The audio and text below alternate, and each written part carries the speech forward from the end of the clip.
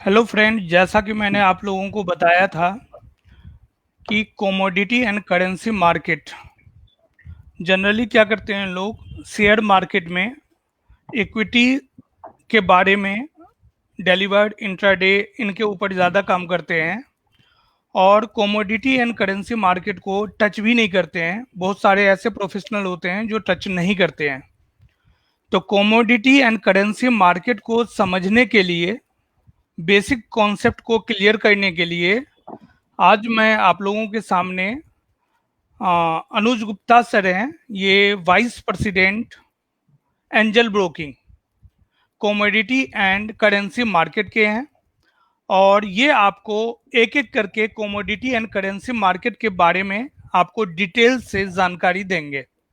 तो आइए, इनके पास आप लोग टीवी चैनल देखते हैं, जितने भी बिजनेस न्यूज़ के चैनल देखते हैं, और जब भी आप करेंसी कमोडिटी के बारे में बात करेंगे तो ये रेगुलर पे डेली बेस पे लाइव होते हैं और वहाँ अपना गाइडेंस देते हैं कि किस तरह से अपना एक्सपीरियंस शेयर करते हैं और बताते हैं कि किस तरह से क्या होता है और एक्सपेक्टेशन क्या है मार्केट का, किस हिसाब से चल रहा है, इनके बारे में जानकारी देते हैं।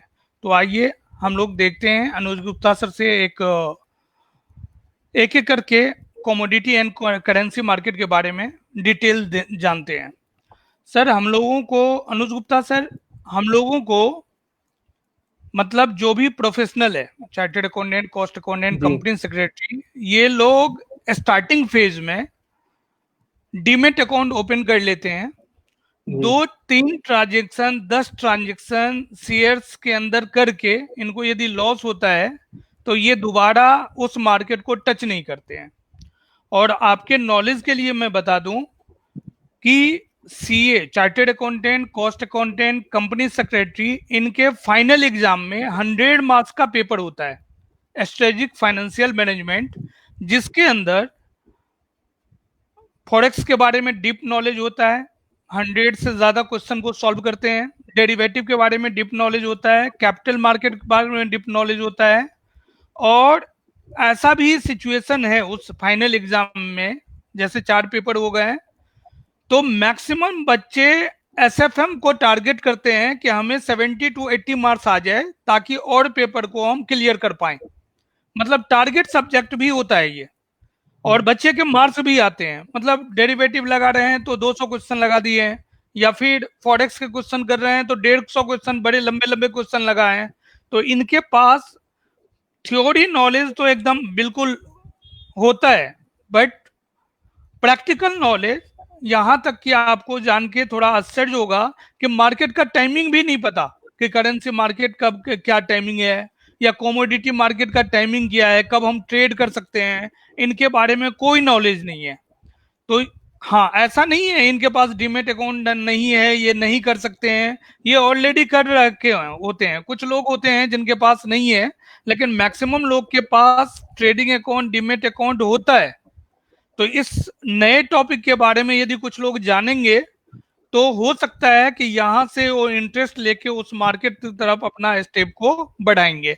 और ये सारे प्रोफेशनल्स होते हैं और बहुत सारा होता है। तो मैं आपसे रिक्वेस्ट करूंगा कि छोटे छोटे जो पॉइंट्स हैं जिनको हम करेंसी और कमोडिटी मार्केट के अंदर निकालते हैं, एकदम बेसिक कॉन्सेप्ट, जैसा कि आपको पहले भी बताया कि जी। मार्केट का टाइमिंग भी नहीं पता है, उनको भी कंसीडर लेकर कुछ कुछ आप बताएंगे तो इससे हमारा एक नॉलेज बिल्ड होगा करेंसी एंड कमोडिटी मार्केट के बारे में। जी। Please sir. जी। So thank you Sandeep ji. Um, सबसे पहले तो सभी को गुड मॉर्निंग। जैसा कि संदीप जी ने बताया कि आप सब लोग इक्विटी मार्केट में ट्रेड करते हैं, आप सबका डीमैट अकाउंट है, तो बहुत अच्छी बात है। सिंस कि आप सब प्रोफेशनल हैं और अकाउंटिंग फील्ड से रिलेटेड हैं, आप ऑडिट फील्ड से रिलेटेड हैं, तो आप काफ़ी सारी ऐसी कंपनियों के ऑडिट्स करते होंगे, काफ़ी सारी ऐसी कंपनियों के अकाउंट्स मैनेज करते होंगे, काफ़ी सारी कंपनीज की कॉस्ट अकाउंटिंग करते होंगे, या फिर काफ़ी सारी कंपनीज की आप कंपनी सेक्रेटरी आप करते होंगे। तो अगर आप देखेंगे तो उन सब कंपनी का जो बेस प्रोडक्ट है वो कहीं ना कहीं कमोडिटी या फॉरेक्स होगा, क्योंकि जो कंपनीज हैं वो या तो किसी चीज़ की मैन्युफैक्चरिंग में होंगी या फिर किसी चीज़ का इंपोर्ट एक्सपोर्ट करती होंगी। तो अगर मैन्युफैक्चरिंग में होंगी तो डेफिनेटली वो कमोडिटी को यूज करती होंगी मैन्युफैक्चरिंग के लिए। अगर वो इंपोर्ट एक्सपोर्ट करती होंगी तो फॉरेक्स को यूज करती होंगी। तो आप जिस भी कंपनी के अंदर काम कर रहे हैं या जिस भी कंपनी के अंदर आप वर्किंग है और उसका अगर आप अकाउंट मैनेज कर रहे हैं, ऑडिट कर रहे हैं, या आप उसका गवर्नेंस कर रहे हैं, तो कहीं ना कहीं वो सब कंपनीज कमोडिटी या फॉरेक्स से बिना अनटच नहीं रह सकती। तो कहने का मतलब ये है कि अगर आप शेयर मार्केट में ट्रेडिंग कर रहे हैं और आप ऐसी कंपनी के अंदर वर्क कर रहे हैं जो कि कमोडिटी के अंदर है, और मेरे को लगता है कि कम से कम 95-98% ऐसी कंपनीज है भारत के अंदर, सभी कंपनीज अप्रोक्सीमेट ऐसी हैं जो कमोडिटी और फॉरेक्स से टच में है।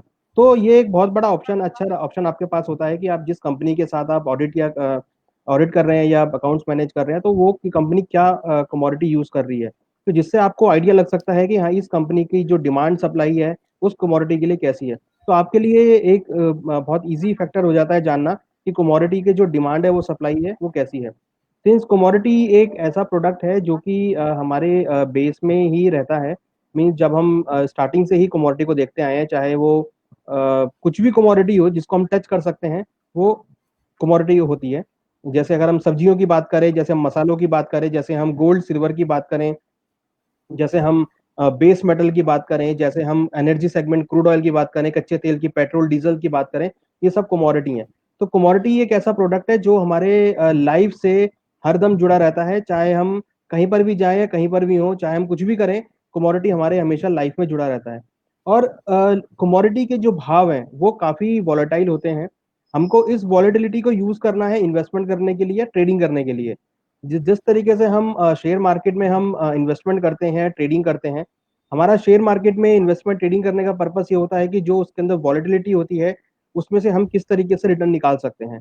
तो उसी को नजर में रखते हुए यहाँ पर कमोडिटी और फॉरेक्स है, क्योंकि कमोडिटी की जो कंपनीज हैं वो बहुत ज्यादा है, यूजर जो है वो अनलिमिटेड यूजर्स हैं। पूरे ही वर्ल्ड के अंदर कमोडिटी यूज होती है। हो सकता है कि रिलायंस का शेयर या एसबीआई का शेयर किसी दूसरे देश में पसंद ना किया जाता हो, मगर गोल्ड एक ऐसा प्रोडक्ट है, या मसाले ऐसे प्रोडक्ट हैं, या कॉटन ऐसा प्रोडक्ट है जो पूरे विश्व में यूज किया जाता है। तो कमोडिटी जो प्रोडक्ट है वो एज कंपेयर इक्विटी और एज कंपेयर अदर प्रोडक्ट काफी वॉलेटाइल होता है, और काफी जो उसका वैल्यूएशन होता है वो काफी बड़ा होता है। अगर हम इंडियन सिनेरियो में देखें तो सबसे पहले हम इक्विटी को प्रेफर करते हैं, उसके बाद हम जो है कमोडिटी, और उसके बाद लास्ट में करेंसी। जबकि अगर हम वर्ल्ड फ्रेम देखें तो वर्ल्ड फ्रेम में सबसे पहले इंटरेस्ट डेरिवेटिव होता है, उसके बाद करेंसी सेगमेंट होता है, फिर कमोडिटी, और सबसे लास्ट में इक्विटी। और अगर हम ब्रॉडली देखें, अगर हम फिजिकल मिलाएं और इलेक्ट्रॉनिक मिलाएं, तो कमोडिटी एक ऐसा प्रोडक्ट है जो सबसे बड़ा जो टर्नओवर है, जो सबसे बड़ा बिजनेस हब है वो पूरे वर्ल्ड में है। कोई भी ऐसा बिजनेस नहीं है जो कमोडिटी से बड़ा हो, क्योंकि कमोडिटी में यहाँ पर फिजिकल भी ट्रेड होता है और इलेक्ट्रॉनिक भी ट्रेड होता है। तो अगर हम दोनों को मैच कर लें तो सबसे बड़ा जो पैक है वो कमोडिटी का पूरे विश्व के अंदर।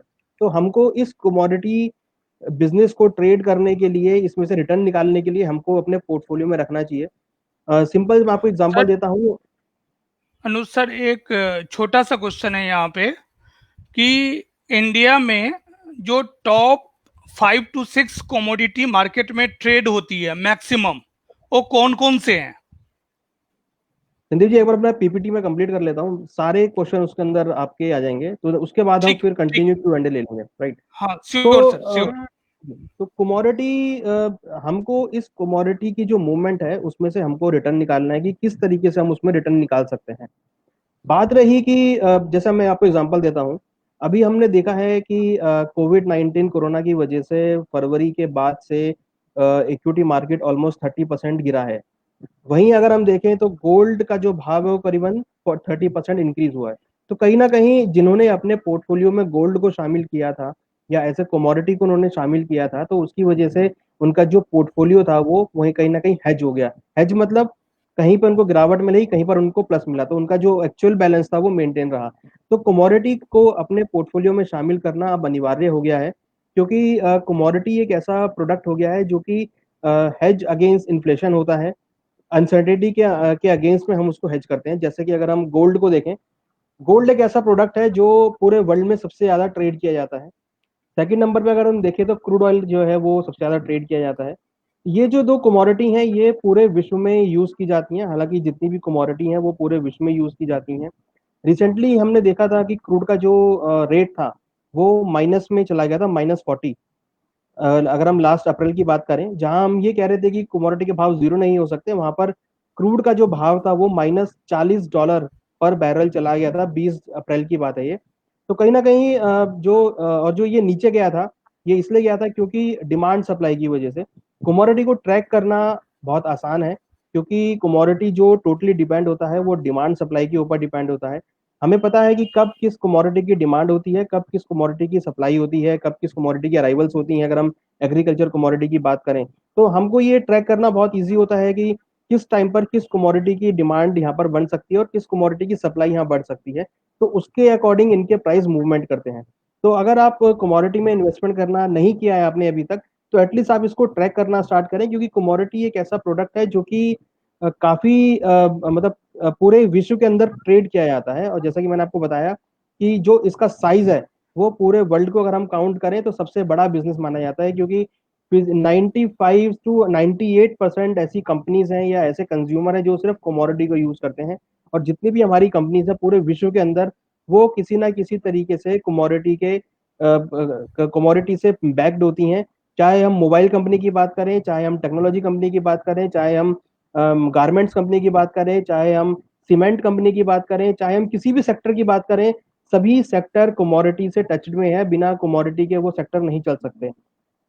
तो इस कमोडिटी को अपने पोर्टफोलियो में आप शामिल करें। जैसा कि आपने आज कमोडिटी का आपने आज सेशन रखा है, तो कहीं ना कहीं आपके माइंड में ये भी अब आया है कि एटलीस्ट इसकी नॉलेज होना बहुत जरूरी है। इसकी नॉलेज होना इसलिए भी जरूरी है क्योंकि अगर आप इक्विटी मार्केट में ट्रेड कर रहे हैं और आपको अगर कमोडिटी की नॉलेज नहीं है, तो आप इक्विटी के अंदर भी सही से ट्रेड नहीं कर पाएंगे। क्योंकि जो कमोडिटी की डिमांड सप्लाई है उसी से ही इक्विटी मार्केट के शेयर्स ऊपर नीचे चलते हैं। सपोज आप इंडियन ऑयल में ट्रेड करने जा रहे हैं, सपोज आप गेल के अंदर ट्रेड करने जा रहे हैं, तो आपको पता होना चाहिए कि भारत के अंदर या पूरे विश्व के अंदर क्रूड ऑयल या पेट्रोल डीजल की कितनी खपत है, नेचुरल गैस की कितनी खपत है, नेचुरल गैस कितनी तरीके से डिमांड सप्लाई होता है, वो आपको जाननी जरूरी है। तभी आप एनर्जी सेगमेंट के शेयर्स में आप ट्रेड कर पाएंगे। अगर आप किसी एफएमसीजी सेक्टर में जा रहे हैं, जैसे आप हिंदुस्तान यूनिलीवर में जा रहे हैं, टाटा कंज्यूमर में जा रहे हैं, या आप मैरिको इंडस्ट्री में जा रहे हैं, तो आपको पता होना चाहिए कि एग्री कमोडिटीज का कितना भारत के अंदर डिमांड है, कितना सप्लाई है, वो कंपनी उस कमोडिटी को कितना यूज करती है, जिससे कि आप उस सेक्टर में इन्वेस्टमेंट कर पाएंगे। अगर आप किसी बेस मेटल कंपनी में जा रहे हैं, आप हिंडाल्को में जा रहे हैं, आप जीएसडब्ल्यू स्टील में जा रहे हैं, आप वेदांता में इन्वेस्टमेंट कर रहे हैं, तो आपको पता होना चाहिए कि वो कंपनीज जो है वो किस बेस मेटल को यूज कर रही हैं और किस बेस मेटल की डिमांड आने वाले समय में बढ़ सकती है और घट सकती है, जिससे कि आपको उस कंपनी के अंदर इन्वेस्टमेंट करने में एक बेनिफिट मिलेगा। तो एक कमोडिटी मार्केट को जानना सिर्फ उसके अंदर इन्वेस्टमेंट करने के लिए जरूरी नहीं है। आपको कमोडिटी मार्केट को जानना इसलिए भी जरूरी है क्योंकि आपके जो इन्वेस्टमेंट्स हैं, चाहे वो इक्विटी में हो, चाहे वो किसी भी तरीके से हो, वो सब उससे इफेक्ट होते हैं। तो कमोडिटी में अगर आप इन्वेस्टमेंट करना चाहते हैं या नॉलेज करना चाहते हैं, तो आपके लिए मैंडेटरी हो गया है अब कि आप सब लोग उस कमोडिटी के बारे में जाने, आप कमोडिटी मार्केट के बारे में जाने, और कमोडिटी मार्केट के बारे में आप उसमें से किस तरीके से रिटर्न निकाल सकते हैं उसको आप यहाँ पर समझें। तो हम यहाँ पर आज जो डिस्कस कर रहे हैं कि कमोडिटी क्या एक चीज है, किस तरीके से कर सकते हैं। तो सबसे पहले मैं आपको बताना चाहूंगा कि भारत के अंदर 2003 में ये कमोडिटी मार्केट स्टार्ट हुआ था इलेक्ट्रॉनिक। जैसे हमारे यहाँ पर इक्विटी में एनएससी और बीएससी एक्सचेंज होता है, वैसे ही कमोडिटी के लिए एमसीएक्स और एनसीडीएक्स दो एक्सचेंजेस हैं। MCX stand for multi commodity exchange, NCDEX stand for national commodity derivative exchange. जैसे आप एनएससी बीएससी के अंदर ट्रेड करते हैं इक्विटी मार्केट में, वैसे ही कमोडिटी मार्केट के अंदर ट्रेड किया जाता है। यहाँ पर फर्क ये है, एनएससी मार्केट के अंदर कैश सेगमेंट होता है, कमोडिटी मार्केट के अंदर कैश सेगमेंट नहीं होता है। कमोडिटी मार्केट के अंदर future segment and option segment होता है। फ्यूचर एंड ऑप्शन आप सब जानते हैं कि फ्यूचर एंड ऑप्शन क्या होता है, और इक्विटी मार्केट के अंदर कैश सेगमेंट होता है। कमोडिटी मार्केट के अंदर सिर्फ फ्यूचर एंड ऑप्शन सेगमेंट है। फ्यूचर सेगमेंट के अंदर हम अगर देखें तो हम एक कमोडिटी में ट्रेड करते हैं, और ये एक प्रॉमिस कॉन्ट्रैक्ट करते हैं कि पर्टिकुलर डेट को हम उस कमोडिटी की डिलीवरी लेंगे या देंगे। अगर हमने बाय किया है तो हम उसकी डिलीवरी लेते हैं, और अगर हमने सेल किया है तो हम उसकी डिलीवरी देते हैं। उससे पहले भी हम अपनी पोजीशन को कट कर सकते हैं। एमसीएक्स जो है वो है मल्टी कमोडिटी एक्सचेंज। अगर आप उसका लोगो देखेंगे तो that is stands for metal and energy. It means कि एमसीएक्स के अंदर जनरली हम इंटरनेशनल कमोडिटी को ट्रेड करते हैं, और एनसीडीएक्स के अंदर हम जनरली एग्री कमोडिटी को ट्रेड करते हैं। अगर आपको इंटरनेशनल कमोडिटी को ट्रेड करना है या ट्रैक करना है, तो आप MCX को प्रेफर कर सकते हैं। आपको अगर एग्री कमोडिटीज को ट्रैक करना है तो आप NCDX को ट्रैक कर सकते हैं। MCX के अंदर जो इंटरनेशनल कमोडिटी हैं वो आपको मैं नाम बता देता हूँ, आप नोट कर सकते हैं। गोल्ड है, सिल्वर है, कॉपर है, क्रूड है, बेस मेटल में zinc, nickel, lead, aluminium, natural gas, ये सब इंटरनेशनल कमोडिटीज हैं। एग्रीकल्चर कमोडिटी के अंदर अगर हम देखें तो पूरा oil seed pack like soybean, RM seed जिसको हम सरसों बोलते हैं, refined soya, crude palm oil, जीरा, turmeric, coriander, guar seed, guar gum, चना, ये सब कमोडिटी हैं जो कि most tradable commodity agri segment में है। तो ये सब कमोडिटी हैं जो कि आप अपने एक्सचेंजेस में MCX और NCDX में आप ट्रेड कर सकते हैं। जिस तरीके से आप इक्विटी मार्केट में ट्रेड करते हैं सेम वैसे ही आप कमोडिटी मार्केट के अंदर ट्रेड करेंगे, जहां पर आपको सामने एक्सचेंज और कमोडिटी का नाम आएगा, साथ में उसका कॉन्ट्रैक्ट आएगा। कॉन्ट्रैक्ट मतलब ये एक फ्यूचर्स मार्केट है। इस फ्यूचर्स मार्केट में जैसे हम कैश के अंदर ट्रेड करते हैं और अनलिमिटेड टाइम के लिए हम डीमैट अकाउंट में होल्ड कर लेते हैं, यहाँ पर क्या होता है कि एक एक्सपायरी डेट होती है। जैसे हम बैंक निफ्टी और निफ्टी की एक्सपायरी डेट होती है, वैसे ही यहाँ पर हर कमोडिटी की जो एक्सपायरी डेट है वो एक्सपायरी डेट होती है, उसका कॉन्ट्रैक्ट होता है। उस कॉन्ट्रैक्ट में से पहले या उसकी एक्सपायरी वाले दिन हमको वो पोजीशन स्क्वायर अप करनी होती है। सपोज अगर हम गोल्ड की बात करें या सिल्वर की बात करें, गोल्ड अभी जो कॉन्ट्रैक्ट अवेलेबल है वो 5 जून का अवेलेबल है। मीन्स अगर मैं आज गोल्ड में ट्रेड करता हूं तो मेरे को 5 जून से पहले वो पोजीशन स्क्वायर अप करनी पड़ेगी। मीन्स अगर मैंने खरीदारी करी है तो मेरे को बेचना पड़ेगा, और अगर मैंने बेचा हुआ है तो खरीदारी करना पड़ेगा, या फिर मेरे को उसकी डिलीवरी देनी पड़ेगी या डिलीवरी लेनी पड़ेगी। मीन्स उसको हमको वहां पे स्टॉप करना होगा। सेम ऐसे ही सपोज है सिल्वर का अगर हम देखें तो 5 जुलाई का कॉन्ट्रैक्ट है। इट मीन्स कि 5 जुलाई से पहले अगर मैंने सिल्वर को खरीदा हुआ है एक्सचेंज में, तो मेरे को उसको पोजीशन को स्क्वायर अप करना पड़ेगा। मीन्स उसको उसकी काउंटर पोजीशन क्रिएट करके उसको उस पोजीशन को जीरो करना होगा। मीन जैसे हम बैंक निफ्टी में प्लस करके माइनस करते हैं, वैसे ही यहाँ पर हमको खरीदारी करके बेचना होगा। तो यहाँ पर अगर हम देखें तो हर तरह के कॉन्ट्रैक्ट्स अवेलेबल हैं। एक्सचेंज ने काफ़ी फ्रेंडली कॉन्ट्रैक्ट्स बनाए हुए हैं। मीन्स यहाँ पर छोटे कॉन्ट्रैक्ट्स भी हैं और बड़े कॉन्ट्रैक्ट भी हैं। लेट से अगर हम गोल्ड की बात करें तो गोल्ड के अंदर मिनी कॉन्ट्रैक्ट्स भी हैं और माइक्रो कॉन्ट्रैक्ट्स भी हैं। सिल्वर के अंदर मिनी कॉन्ट्रैक्ट भी है, माइक्रो कॉन्ट्रैक्ट भी है। मीन्स यहाँ पर बड़े साइज का कॉन्ट्रैक्ट भी है और छोटे साइज का कॉन्ट्रैक्ट भी है। नाउ हम अगर देखें तो जैसे गोल्ड है, गोल्ड के अंदर 1 किलो का गोल्ड भी आप ले सकते हैं, 100 ग्राम का गोल्ड भी आप ले सकते हैं, और 1 ग्राम का गोल्ड भी आप यहाँ पे ट्रेड कर सकते हैं।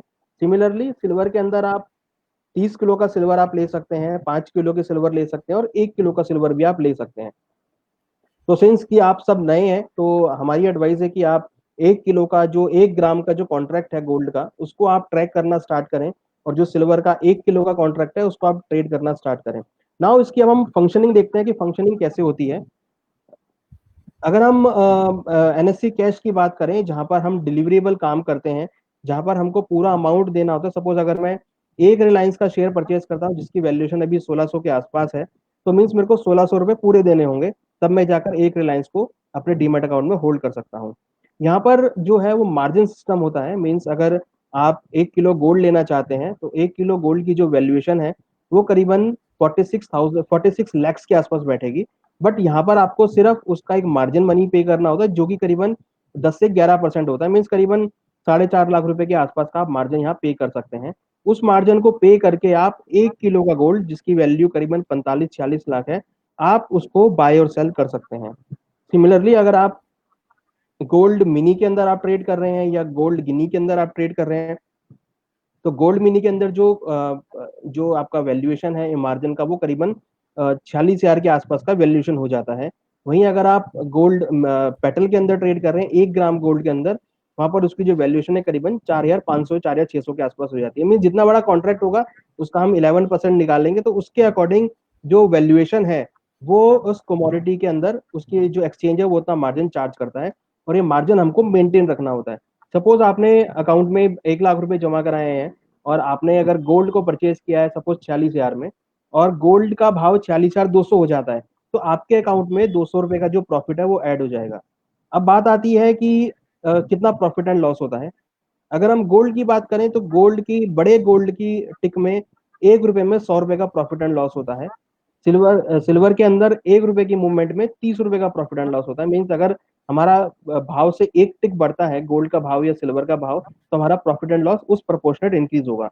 तो कहीं ना कहीं अगर हम गोल्ड और सिल्वर की बात करें या क्रूड ऑयल की बात करें, वो यहाँ पर जितना उनका कॉन्ट्रैक्ट साइज होता है उसके अकॉर्डिंग प्रोपोर्शनेट वैल्यूएशन होता है। क्योंकि ये फ्यूचर्स मार्केट है, तो हमारे लिए ये मैंडेटरी होता है कि जो उसकी एक्सपायरी डेट है उसको उस दिन या फिर उससे पहले हम वो पोजीशन को स्क्वायर अप करें। अगर हम स्क्वायर अप नहीं करते हैं तो हमको डिलीवरी या तो मिल सकती है या फिर डिलीवरी देनी पड़ेगी, और अगर हम डिलीवरी लेते या देते नहीं हैं तो फिर वो पेनल्टी मार्क हो जाती है एक्सचेंज की तरफ से। तो इसलिए बेटर है कि जब भी हम पोजीशन लें तो हम कॉन्ट्रैक्ट की एक्सपायरी डेट को सामने नजर में रखें, और उसकी जो एक्सपायरी डेट है उससे पहले हम अपनी पोजीशन को स्क्वायर ऑफ कर लें, जिससे कि हमारे ऊपर जो डिलीवरी लेने या देने का ऑब्लिगेशन है वो नहीं आए, और हम उस पेनल्टी से बचें जो एक्सचेंज इम्पोज कर सकता है डिलीवरी लेने या देने की ना देने की वजह से। तो नाउ क्वेश्चन आता है कि अब हम आने वाले समय में इस कमोडिटी के लिए कितना हमारा इंटरेस्ट होता है। कि हम देख रहे हैं अभी करंटली पूरे विश्व के अंदर एक अनसर्टेनिटी का माहौल बना हुआ है, कोरोना वायरस की वजह से काफी उतार चढ़ाव देखने को मिला है। हमने रिसेंटली अगर हम देखें, क्योंकि लॉकडाउन हुआ है पूरे विश्व में और कोरोना वायरस की वजह से काफी अनसर्टेनिटी बनी हुई है, तो हमने देखा था कि एग्रीकल्चर के भाव काफी नीचे गिर गए थे क्योंकि डिमांड बिल्कुल खत्म हो गई थी। साथ में हमने देखा था कि क्रूड के भाव काफी नीचे आ गए थे, -$40 आ गए थे, क्योंकि जो वहां पर डिमांड थी वो बिल्कुल खत्म हो गई थी। एविएशन सेक्टर बिल्कुल बंद हो गया था, ट्रांसपोर्टेशन बिल्कुल खत्म हो गया था। साथ में क्रूड पेट्रोल डीजल की जो डिमांड थी, एविएशन टर्बाइन फ्यूल जो एविएशन सेक्टर में यूज होता है, उसकी डिमांड बिल्कुल खत्म हो गई थी। तो क्रूड का जो भंडार था यूएस के अंदर, अरब अरब के अंदर, सऊदी अरब के अंदर, वो बहुत बढ़ गया था, जिसकी वजह से हमने क्रूड के भावों को माइनस में आते हुए देखा था। तो ये जो कमोडिटी सेगमेंट है ये बहुत डिपेंड करता है डिमांड और सप्लाई के अंदर। अगर हम बात करें इक्विटी सेगमेंट को, कंपेयर करें इसको एनालिसिस करने के लिए, तो इक्विटी के अंदर जब हम किसी कंपनी के बारे में जानना चाहते हैं तो सबसे पहले हम उस कंपनी के मैनेजमेंट को देखते हैं कि उसका मैनेजमेंट कैसा है। उस कंपनी की हम बुक्स को देखते हैं, उस कंपनी की रेशोज को देखते हैं, उस कंपनी के प्रोडक्ट को देखते हैं, और उसकी कंपनी की फाइनेंशियल्स को देखते हैं। जबकि जब हम कमोडिटी को ट्रैक करते हैं तो सबसे पहले हम उस कमोडिटी की जो वैल्यू है, उस कमोडिटी के जो डिमांड है, उस कमोडिटी की जो सप्लाई है, उसको हम सबसे पहले वैल्यूएशन करते हैं। सबसे पहले हम ये देखते हैं कि कहाँ पर ये सबसे ज्यादा पैदा होती है, कहाँ से सबसे ज्यादा कंज्यूम होती है। तो मीन्स डिमांड सप्लाई का जो फैक्टर है वो सबसे ज्यादा यहाँ पर रोल प्ले करता है कमोडिटी को ट्रैक करने के लिए। लेट्स से अगर हम सिंपल सा एग्जांपल लें, अगर हम गोल्ड की बात करें, गोल्ड एक ऐसा प्रोडक्ट है जिसको ट्रैक करना बहुत ईजी है, क्योंकि हमें पता है कि गोल्ड की जो डिमांड है वो सब कहाँ होती है। इस टाइम सबसे ज्यादा जो गोल्ड है पूरे विश्व में, करीबन 33,000 टन के आसपास जो गोल्ड है वो सिर्फ सेंट्रल बैंक्स के पास होल्डिंग है। तो और सबसे ज्यादा गोल्ड जो है इस टाइम 33,000 टन में से वो करीबन 9,500 के आसपास यूएस के पास है। तो अगर हमें गोल्ड को ट्रैक करना है तो हमको सबसे ज्यादा होल्डिंग यूएस के पास है, तो हम जनरली यूएस को प्रेफर करते हैं कि यूएस के अंदर क्या चेंजेस हो रहे हैं या वहाँ के डेटा कैसे हैं। तो आपने देखा होगा जब भी गोल्ड के बारे में बात की जाती है तो एक डॉलर का रेफरेंस लिया जाता है कि डॉलर में मंदी है या तेजी है, क्योंकि डॉलर जो है यूएस का वो सबसे ज्यादा डोमिनेंट है। तो जब भी गोल्ड के अंदर मूवमेंट होती है तो आपको डॉलर के अंदर मूवमेंट देखने को मिलेगी, जिससे आपका जो गोल्ड का भाव है वो ऊपर नीचे मूवमेंट होता है। तो गोल्ड का जो भाव है वो डिपेंड होता है इकोनॉमिक डेटा के ऊपर में। अगर हम गोल्ड की बात करें, हमें पता है अगर हम डोमेस्टिकली भी जाएं, गोल्ड का भाव जनरली भारत के अंदर जब शादी ब्याह का सीजन होता है तब बढ़ता है, या फिर दिवाली का टाइम आता है तब बढ़ता है, या फिर कोई त्योहार आता है जैसे अक्षय तृतीया आई तब उसका गोल्ड का भाव बढ़ता है। तो जनरली हम देखते हैं कि गोल्ड का भाव हमें पता है कि कब कब बढ़ता है, तो हम इस चीज का फायदा उठा सकते हैं। और जनरली सबसे बड़ी बात, गोल्ड का जो भाव है वो सबसे ज्यादा अनसर्टेनिटी के तौर पर देखने को मिलता है कि जब भी पूरे विश्व में कभी भी युद्ध की स्थिति होगी, कभी भी जियो पॉलिटिकल टेंशन होगा, जब भी इंटरेस्ट रेट्स कम होंगे, जब भी इकोनॉमीज अंडर परफॉर्म करेंगी, तो गोल्ड का भाव बढ़ेगा। रिसेंटली हमने देखा है कि आईएमएफ ने भी अनाउंस किया है कि जो ग्लोबल ग्रोथ फोरकास्ट है वो नेगेटिव हो सकता है। चाइना की ग्रोथ कम हो सकती है, यूएस का ग्रोथ कम हो सकता है। तो कई उनकी वजह से भी हमने देखा है कि सभी सेंट्रल बैंक्स ने इंटरेस्ट रेट कट किए हैं। रिसेंटली हमने देखा है कि यूएस के फेडरल बैंक ने इंटरेस्ट रेट कट किया है, इंडियन आरबीआई ने इंटरेस्ट रेट कट किया है, यूरोप के अंदर इंटरेस्ट रेट कट हुआ है, चाइना के अंदर इंटरेस्ट रेट कट्स हुए हैं। तो कहीं ना कहीं सभी मेजर बैंक्स ने इंटरेस्ट रेट कट किए हैं, जिसका डायरेक्ट असर गोल्ड पे देखने को मिला है। और गोल्ड का जो भाव है वो ऑलमोस्ट हमने देखा है करीबन 50% इंक्रीज हुआ है, जो कि करीबन जनवरी में 30,000 के आसपास था, वो अब करीबन 45,000 के 46,000 के आसपास हो गया है। रिसेंटली हमने 48,000 तक के रेट आते हुए देखे थे। तो गोल्ड के अंदर अगर हम देखें एज एन कमोडिटी, काफी ज्यादा हमने इन्वेस्टमेंट यहाँ पर आती हुई देखी है। तो कहने का मतलब ये है कि अगर आप कमोडिटी को ट्रैक कर रहे हैं तो आप, और उसको आपने अगर इन्वेस्टमेंट में अपने पोर्टफोलियो में रखा हुआ है, तो आप उस कमोडिटी का जो प्रोडक्ट है, आपका जो इक्विटी का जो आपका इन्वेस्टमेंट का बास्केट है, उसके अंदर आप कहीं ना कहीं अपनी इक्विटी का जो इन्वेस्टमेंट है उसको हेज कर सकते हो, उसको कहीं ना कहीं आप उसको यूज कर सकते हो एज एन इन्वेस्टमेंट प्रोडक्ट, जिससे कि आपका जो इक्विटी का प्रोडक्ट है, वो आपका जो इक्विटी का पोर्टफोलियो है वो वहां पर हेज होता हुआ दिखाई देगा। नाउ क्वेश्चन आता है कि किस कमोडिटी के अंदर इन्वेस्टमेंट करना चाहिए और कौन सी कमोडिटी जो है यहाँ पर सबसे ज्यादा मोस्ट ट्रेडेबल और वैल्यूएबल कमोडिटी है। अगर हम साइज वाइज जाएं तो सबसे ज्यादा जो ट्रेड होती है कमोडिटी, वो गोल्ड, सिल्वर और क्रूड और कॉपर, ये चार कमोडिटी हैं जो सबसे ज्यादा ट्रेड होती हैं। और अगर हम एग्रीकल्चर सेगमेंट में बात करें तो सबसे ज्यादा सोयाबीन ट्रेड होता है, और अगर हम दूसरी तरफ जाएं तो चना सबसे ज्यादा ट्रेड होता है और सरसों सबसे ज्यादा ट्रेड होती है। तो ये कुछ कमोडिटी हैं जो कि सबसे ज्यादा ट्रेड होती हैं और सबसे ज्यादा इसके अंदर वॉलेटिलिटी रहती है।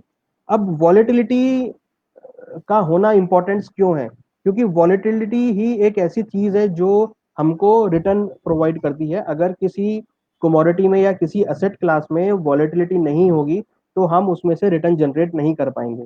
तो इसलिए वॉलेटिलिटी का होना बहुत इंपॉर्टेंट है, और वॉल्यूम्स का होना भी बहुत इंपॉर्टेंट है, क्योंकि जब वॉल्यूम्स होंगे तो वॉलेटिलिटी होगी। तो जब भी हम किसी भी असेट क्लास को चूज करते हैं तो सबसे पहले हम ये देखते हैं कि उसके अंदर वॉल्यूम्स कितने हैं, वॉल्यूम्स कैसे हैं, और वॉलेटिलिटी कैसी है।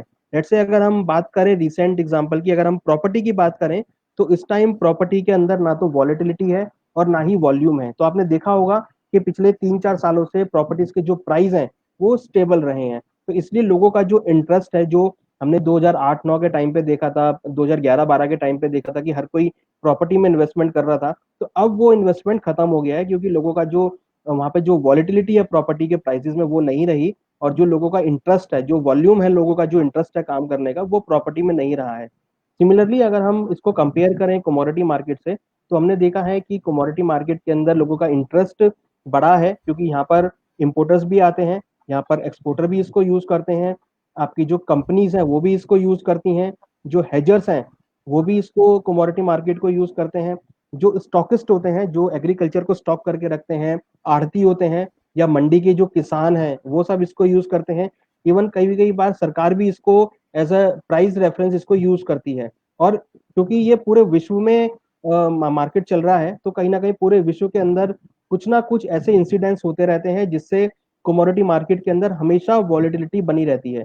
तो कहने का मतलब ये है कि जो इसके अंदर पार्टिसिपेशन है वो खाली एक लोकल लेवल पर नहीं है, यहाँ पर जो पार्टिसिपेशन है वो एक ग्लोबल लेवल पर है, जहाँ पर इसके अंदर वॉलेटिलिटी वो काफी ह्यूज होती है। और इस वॉलेटिलिटी की वजह से जो हम इसमें रिटर्न निकाल सकते हैं वो काफी ज्यादा रिटर्न इसमें से हम निकाल सकते हैं। मीन्स अगर आप इसमें ट्रेडिंग कर रहे हैं, आपको थोड़ा सा नॉलेज इसके बारे में जानना चाहिए कि किस कमोडिटी को कैसे ट्रैक करना है, जिससे कि आपका जो रिटर्न निकालने का तरीका है वो यहाँ पर बहुत सिंपलर हो जाता है एज कम्पेयर टू इक्विटी। तो यहाँ पर अगर हम देखें तो जिस तरीके से इसके अंदर हम इन्वेस्टमेंट करते हैं, यहाँ पर आप ट्रेडिंग कर सकते हैं। ट्रेडिंग मीन्स क्योंकि वॉलिडिटी बहुत हाई होती है, तो आप सुबह लेकर शाम को बेच सकते हैं। आप 1 घंटे के अंदर भी इसको बेच सकते हैं। सपोज आपने गोल्ड का रेट लिया 46,000 पे, आपने गोल्ड बाय किया, और गोल्ड का रेट सपोज आधे घंटे में 46,500 हो गया, तो आप 46,500 पे बेच के 500 रुपए का प्रॉफिट बुक कर सकते हैं। तो इसमें कोई टाइम लाइन नहीं है, इसमें जो टाइम्स है वो आप किसी भी टाइम पर बाय करके कभी भी बेच सकते हैं। ना क्वेश्चन आता है कि एक्सचेंजेस का टाइमिंग क्या है। एक्सचेंजेस जिस तरीके से इक्विटी मार्केट के एक्सचेंज सुबह 9 बजे खुलते हैं, सिमिलरली कमोडिटी मार्केट के जो एक्सचेंज है वो भी 9 बजे खुलते हैं।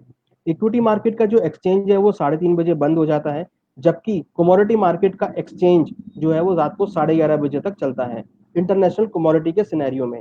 एग्रीकल्चर कमोडिटी जो है वो 5 बजे शाम को बंद हो जाती हैं।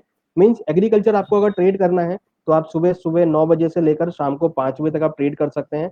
आपको अगर इंटरनेशनल कमोडिटी ट्रेड करनी है तो आप सुबह 9 बजे से लेकर रात को 11:30 बजे तक भी ट्रेड कर सकते हैं। यहाँ पर आपके पास ऑप्शन दो हो जाते हैं कि आप सुबह 9 से लेकर 3:30 बजे तक आप इक्विटी मार्केट को ट्रैक करें, और उसके बाद आप शाम को 3:30 बजे के बाद आप कमोडिटी मार्केट में इन्वेस्टमेंट या ट्रेडिंग आप कर सकते हैं। क्योंकि शाम के टाइम यूएस मार्केट ओपन होता है, तो शाम को वॉलेटिलिटी काफी ज्यादा होती है, तो उस वॉलेटिलिटी को आप यूज कर सकते हैं, और उस वॉलेटिलिटी के लिए को यूज करके आप अपनी जो रिटर्न है वो आप यहाँ पे निकाल सकते हैं। तो कमोडिटी मार्केट के अंदर हमारा एडवाइस ये है कि आप अपने पोर्टफोलियो का 20-30% लगाएं, जिससे कि आपको जो आपका इक्विटी मार्केट के अंदर पोर्टफोलियो एक तो वो हेज रहे, और साथ में आप एक छोटा सा रिटर्न यहाँ पर आप रेगुलर बेसिस पर आप निकाल सकें, क्योंकि वॉलेटिलिटी बहुत हाई होती है, लीवरेज इसमें काफी ज्यादा होती है। मीन्स इसमें लीवरेज आप देखेंगे तो आप खुद देख सकते हैं कि 45 लाख का गोल्ड आपको 4.5 लाख रुपए में मिल रहा है, तो इट मीन्स कि यहाँ पे जो 10 टाइम्स लीवरेज है वो यहाँ पर मिल रहा है, तो ऑलरेडी काफी लीवरेज मार्केट है, जिसकी वजह से वॉलेटिलिटी बहुत यहाँ पर हाई रहती है। तो अगर आप कमोडिटी मार्केट में इन्वेस्टमेंट करने जा रहे हैं, तो आप इन बातों का ध्यान रखें कि एक तो ये सबसे ज्यादा वोलेटाइल होती है, और सबसे ज्यादा लीवरेज होती है। तो यहाँ पर जो चांसेस हैं रिटर्न बनने के वो बहुत हाई भी हैं, और थोड़ा सा नुकसान भी यहाँ पर देखने को मिल सकता है, क्योंकि अगर आप गलत डायरेक्शन में बैठ गए तो हो सकता है कि वॉलिडिटी में आपको नुकसान हो सकता है। तो थोड़ा सा आपको इसको एक कूल माइंड से आपको इसकी स्टडी करके इसको समझना पड़ेगा इस मार्केट के लिए कि आपको किस तरीके से करना है। समझना बहुत आसान है, क्योंकि टोटली ये डिमांड सप्लाई के ऊपर चलता है और इकोनॉमिक फैक्टर्स के ऊपर में चलता है। सिंस आप सब लोग ऑडिट या अकाउंटिंग लाइन से हैं, तो आपके लिए इजी हो जाते हैं रेशो समझने, आपको इजी हो जाता है उस एक पर्टिकुलर चीज के बारे में जानने के बारे में कि उस पर्टिकुलर कमोडिटी की डिमांड सप्लाई कैसी है, तो आप इजीली फाइंड आउट कर सकते हैं। तो उसको नजर में रखकर आप इस कमोडिटी मार्केट को आप यूज कर सकते हैं।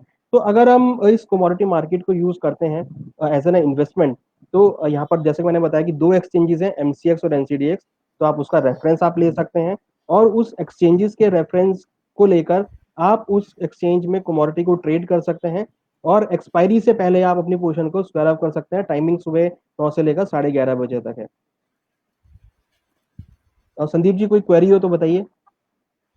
तो ये मतलब 3 क्वेश्चन समरी जिन्होंने थोड़ा लेट से ज्वाइन किया होगा, जी उनके लिए नॉर्मल क्वेश्चन 3 क्वेश्चन है हमारे पास। वही फिर से जी मैं रिपीट कर रहा हूँ कि मेन जो इंडिया में ट्रेड करते हैं कमोडिटी के अंदर, वो 4-5 कौन से ऐसे कमोडिटी हैं जिसमें मैक्सिमम ट्रेड किया जाता है।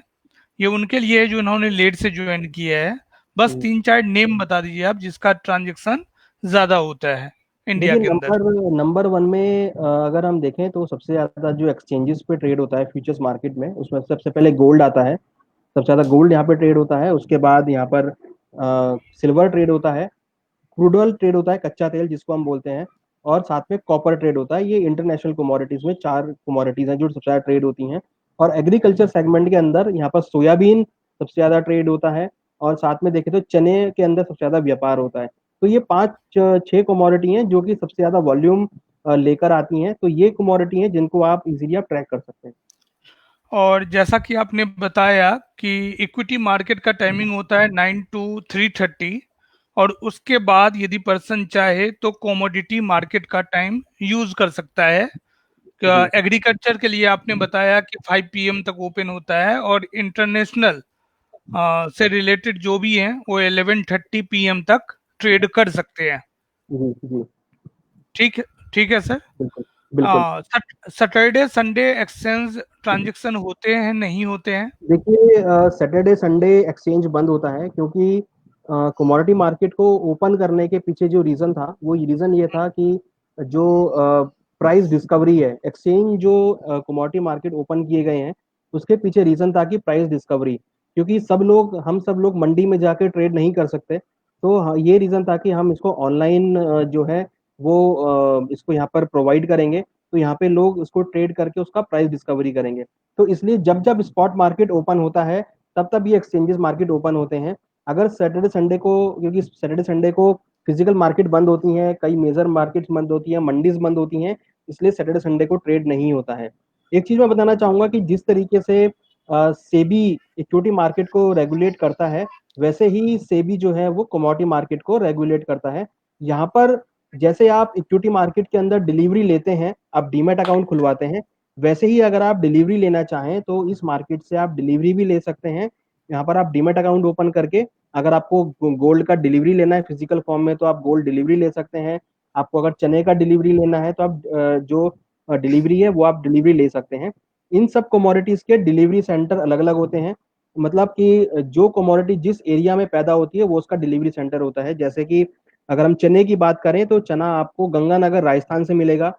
अगर हम सरसों की बात करें, अगर हम सोयाबीन की बात करें, क्योंकि सोयाबीन सबसे ज्यादा इंदौर एमपी में होता है, तो आपको इंदौर एमपी से सोयाबीन मिलेगा। आपको अगर गेहूं लेना है तो आप गेहूं खन्ना मंडी पंजाब से ले सकते हैं। आपको अगर ग्वारगम ग्वारसीड लेना है तो आप जोधपुर राजस्थान से ग्वारसीड ग्वारगम ले सकते हैं। आपको अगर गोल्ड लेना है तो गोल्ड आप अहमदाबाद से ले सकते हैं, मुंबई से ले सकते हैं, डिलीवरी दिल्ली से आप ले सकते हैं। तो जो जो इनके डिलीवरी सेंटर है वहां से आप फिजिकल डिलीवरी भी ले सकते हैं और इसको डीमैट में रख सकते हैं।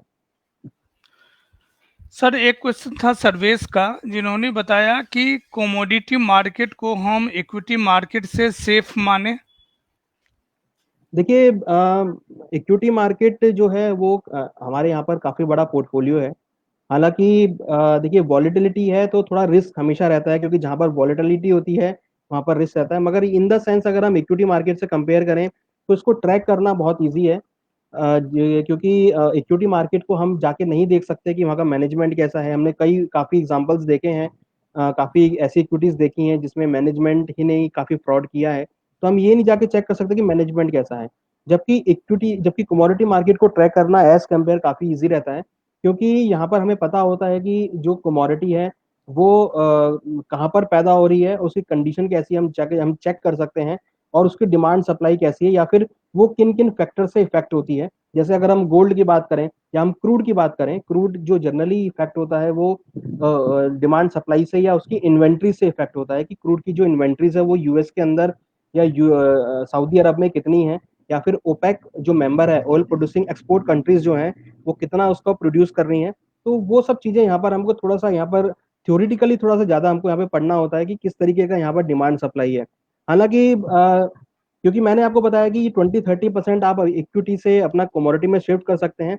तो यहाँ पर ये आपको अगर आपने इक्विटी में लिया हुआ है अपना पोर्टफोलियो, तो एडवाइस ये है कि आप कमोडिटी के अंदर आप अपने पोर्टफोलियो को शामिल करें। क्योंकि जब भी इक्विटी मार्केट के अंदर करेक्शन देखने को मिलेगा तो आपका जो एक कमोडिटी मार्केट है वो परफॉर्म करेगा, और आपका जो रिस्क इक्विटी मार्केट में जो आपकी वैल्यूएशन घटी है वो आपका कमोडिटी कवर करके देगा। तो अगर आप प्योर ट्रेडिंग करना चाहते हैं तो मेरा ये थॉट है कि आप 20-30% फंड डालकर अपना जो आपका पोर्टफोलियो है उसका 20-30% आप यहाँ पर कमोडिटी में डालें, तो आपको वहाँ बेनिफिट देखने को मिलेगा। और अगर आप किसी फिजिकल कमोडिटी के अंदर व्यापार कर रहे हैं, सपोज आप चने के ट्रेडर हैं, तो आप इस मार्केट को अगर आप यूज करेंगे तो आपको पूरा बेनिफिट देखने को मिलेगा। अगर आप ज्वेलर हैं और आप इस मार्केट को यूज कर रहे हैं अपनी जो फिजिकल क्वांटिटी है उसको ट्रेड करने के लिए, तो यहाँ पर आपको बेनिफिट देखने को मिलेगा।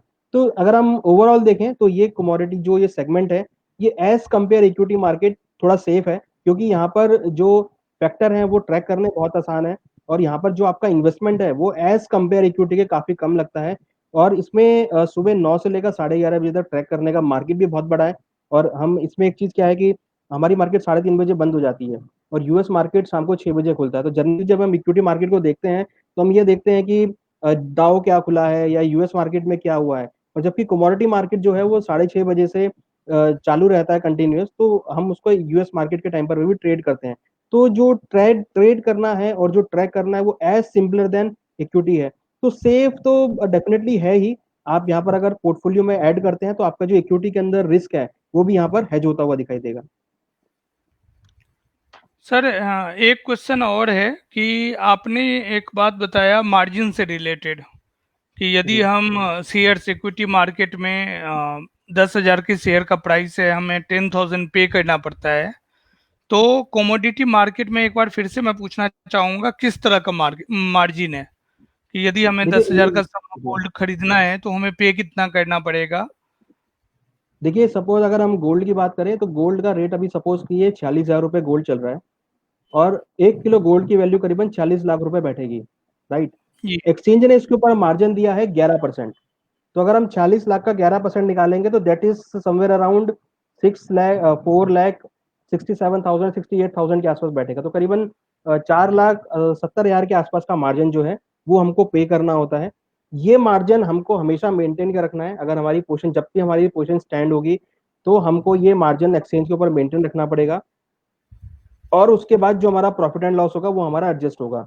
तो मीन्स अगर आपने गोल्ड के अंदर ट्रेड करना है एक लॉट के अंदर, तो आप उसके लॉट के अकॉर्डिंग जो एक्सचेंज ने मार्जिन प्रेस्क्राइब किया है, कई कमोडिटी का मार्जिन 11% है, कई कमोडिटी का मार्जिन 200% है। जैसे अगर हम लेटेस्ट देखें तो क्रूड का जो मार्जिन एक्सचेंज ले रहा है इस टाइम करीबन 200% मार्जिन ले रहा है। इसका मतलब कि अगर आप एक क्रूड का लॉट लेना चाहते हैं तो आपको 200% मार्जिन क्रूड की वैल्यूएशन का देना होगा। तो और कई कमोडिटी में जो मार्जिन है वो करीबन 4 से 5% मार्जिन, जैसे वीट के अंदर अगर हम देखें तो 6% मार्जिन है। तो हर कमोडिटी का जो मार्जिन है वो उसकी वॉलेटिलिटी के अकॉर्डिंग डिसाइड होता है, और उस वॉलेटिलिटी के अकॉर्डिंग उसका मार्जिन जो है वो पे करना होता है, जिसको हम इनिशियल मार्जिन बोलते हैं। वो हमको एक्सचेंज को देना होता है उस कमोडिटी के अंदर पोजीशन लेने के लिए।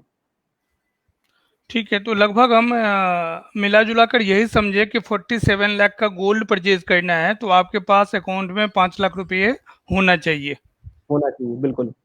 यदि मान के ये चलते बड़े हैं हम गोल्ड ये बड़े गोल्ड के लिए है। अगर आपको गोल्ड मिनी ट्रेड करना है तो वहीं जी, आपकी वैल्यूएशन जो है वो 10% और हो जाती है, मीन्स करीबन 46,000 के आसपास हो जाती है। मीन्स अगर आपको गोल्ड मिनी के अंदर ट्रेड करना है तो आप 50 से 60 हजार रुपए डालकर गोल्ड मिनी के अंदर ट्रेड कर सकते हैं।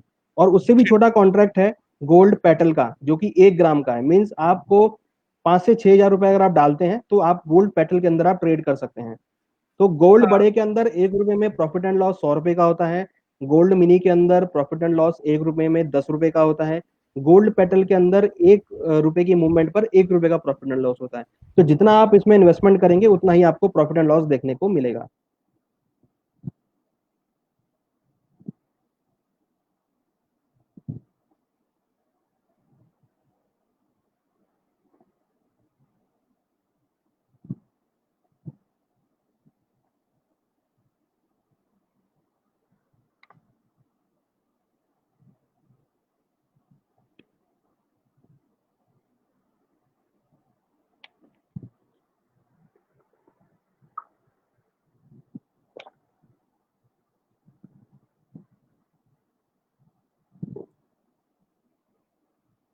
हेलो।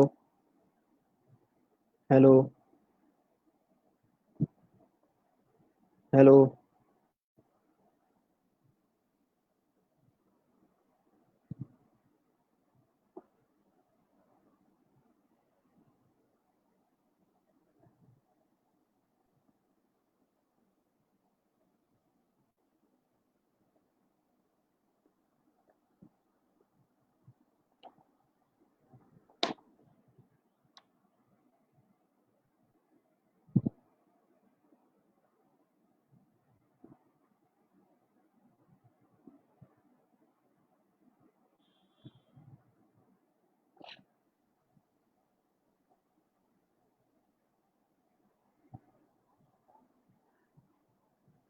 हेलो। सर क्या वो कट गया क्या? फोटो भी नहीं आ रही है आपकी भी तो। हेलो। तो क्या करूँ, दोबारा कनेक्ट करूँ क्या? हो गया ना कंप्लीट फिर? ठीक है चल।